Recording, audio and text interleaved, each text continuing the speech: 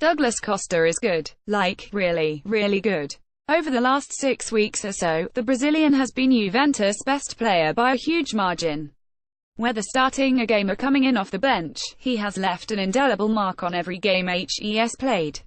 He is breathtaking to watch in flight, an incredible combination of pace and technique that few defenses in Italy, heck, in the whole of Europe, can effectively counter.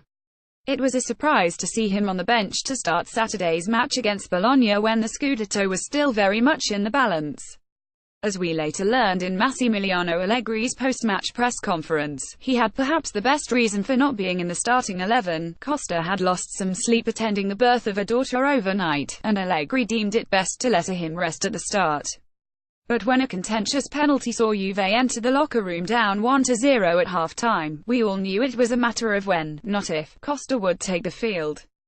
To Allegri's credit, he wasted no time, putting him on straight at the half. He nearly created an assist with his first touch of the game, and 45 minutes later he left the field the main catalyst in a 3-1 comeback win that put Juventus on the precipice of yet another Italian title. Allegri's options were already limited going into the match. Matteo De Sciglio was a long-term absentee in defense and Mario Mandzukic was unable to go thanks to the gash that Inter's Mattias Vecino put into his leg last week at the San Siro.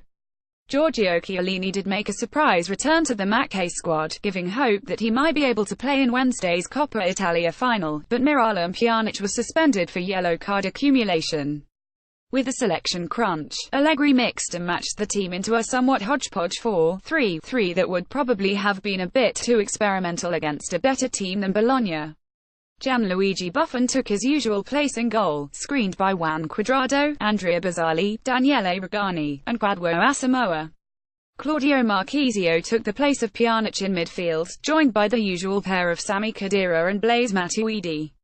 Alexandro played the left wing and Paulo Dybala the right book, ending Gonzalo Higuain. Roberto Donadoni adopted a defensive posture, playing a 5-3-2 for the first time this. Antonio Mirante, who is reportedly being scouted as a backup for Wojciech Szczęsny next, was between the sticks.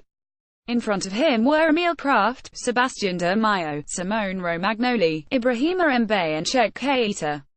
Andrea Poli, Lorenzo Krejci and Adam Nagy manned the midfield, with Simone Verdi and Felipe Avenatti up front. The opening exchanges of the game took the form of a midfield battle that leaned in Juve's favour, but no one got anything going until the 7th minute, when Marchisio dropped a ball over the top for Higuain, who forced an excellent kick save out of Mirante. A minute later Marchisio was sitting in midfield when he spotted an excellent diagonal run from Dybala. His pass would have put him clear on goal but was cut out well by the defence before it could get to him. Cuadrado is obviously still finding his feet as a back, and it showed in the 14th minute, when he was dispossessed and then booked for flying into Verdi from behind as he tried to recover at the other end. 5 minutes later Bologna saw its first player go into Massimiliano Arachi's book, after he chopped down Higuain. In the absence of Pjanic it was always going to be Dybala who took the free kick, and he delivered it well, finding Sandro for a powerful header that Mirante just got his hands to before claiming it with a second effort. The 25th minute saw a chance fall into Juve's lap when Dybala intercepted a sloppy pass from Romagnoli deep in the attacking third. Higuain peeled off to the right but Dybala continued his run into the middle and unleashed a shot that Romagnoli got over to block. Whether La Gioia should have passed to his teammate was a question, although it did seem like De Maio would have been able to track back to disrupt the play. Mirante snared the deflection and sent the ball the other way. Juve quickly snuffed out the attack and the ball was passed back to Buffon. Then the trouble started. Gigi has always been somewhere between lax and cavalier in his distribution, even when he was in his prime. On this occasion, he badly underhit a simple pass intended for Rugani, and Krejci jumped it. There was contact, minimal contact, between the two and Krejci dropped like a stone. Arachi immediately pointed to the spot. He then spent 5 minutes talking with the VAR official, or perhaps not talking to him. At one point he pointed to his earpiece as if it wasn't working. Regardless, he never even looked at the replay himself before confirming the soft call, and Verdi stepped up and boldly fired straight down the middle, leaving Buffon looking slightly ridiculous as he tried to stop himself and stretch his foot out toward the ball.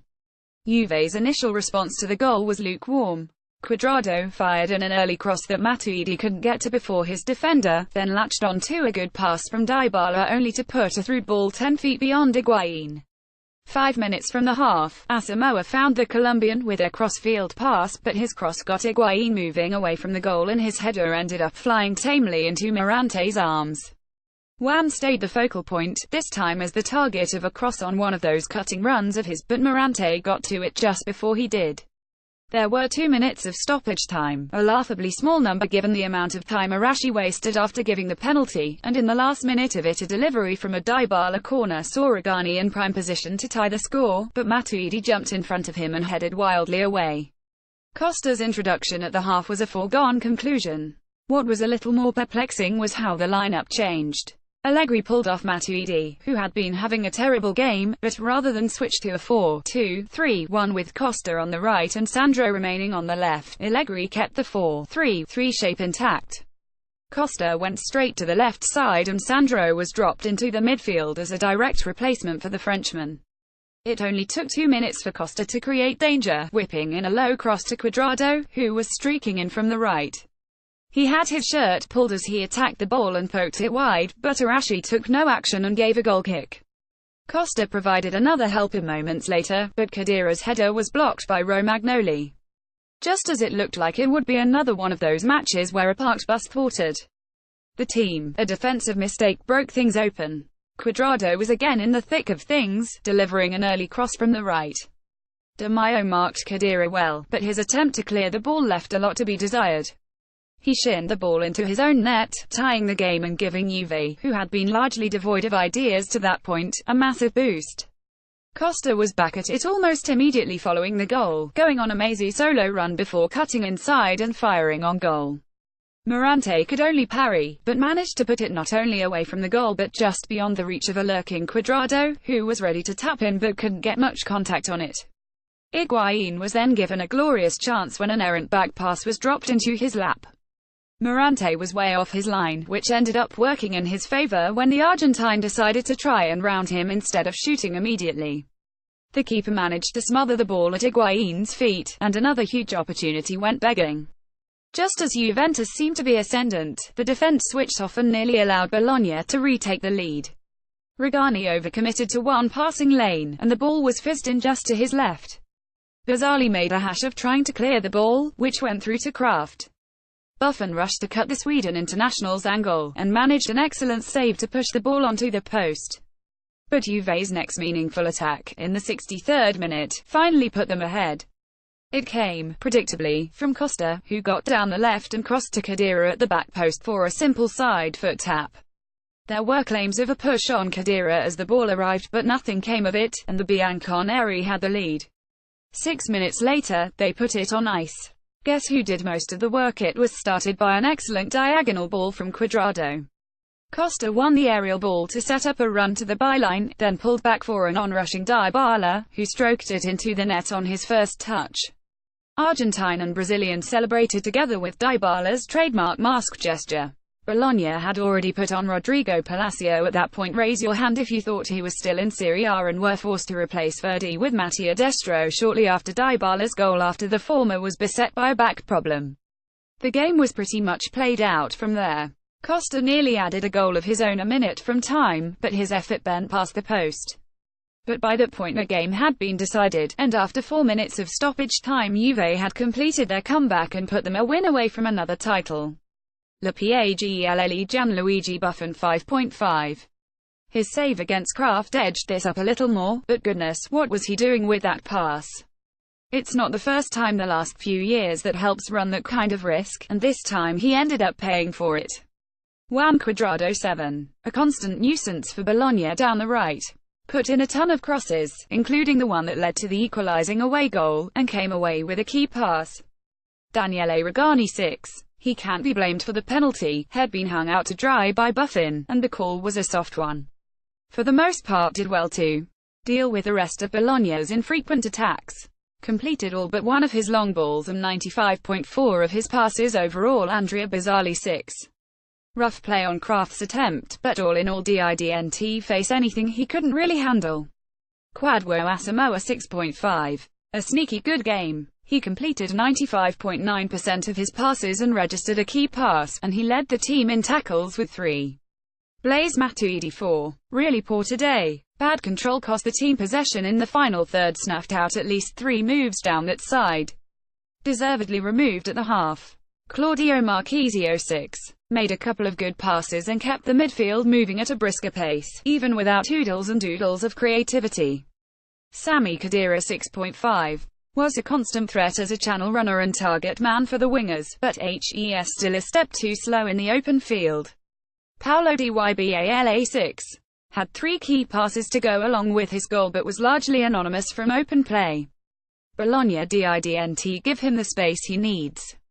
Gonzalo Higuain 4. Absent from the majority of the match, and his decision on his 1v-1 with Morante was very badly misplayed.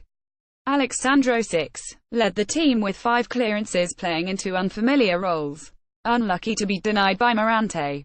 Subs Douglas Costa 9. What haven't I said already? Oh, and a hearty congratulations on your daughter. Stefan Lichtsteiner 6. Shored things up defensively after taking the lead, contributing a pair of tackles and working fairly well with Khedira on the right going forward as well. Federico Bernardeschi, near, rounding back into shape. It's really too bad he got hurt just as he was finding his stride. Watching him next will be interesting. Manager analysis. Allegri's decision to go with Sandro as a winger was an odd one, but necessary given the physical condition of some of Juve's forwards. Juve won because Douglas Costa came on, pure and simple. Allegri deserves some credit for making the change immediately on the half, as opposed to waiting for the hour mark and beyond like he sometimes does. But with that one change, he flipped the game on its head and won a big game as the final 2 loom. Looking ahead, if Napoli lose against Torino on Sunday, Juve will have mathematically clinched the title. If Toro manage to draw, Juve won't have it mathematically clinched but will be 5 points ahead, but will have the tiebreaker goal difference well in hand, with Napoli needing to overhaul Juve's 16-goal edge in that department, for all intents and purposes endingly. On tap next is Juve's first opportunity for real silverware this year, as they travel to Rome for the Coppa Italia final against AC Milan. After that they stay in the Eternal City to take on Roma, perhaps with the Scudetto on offer for clinching. If the title isn't sewn up by then, Juve's final game is against an already relegated Hellas Verona side at home. It may now be safe to say that it's only a matter of time.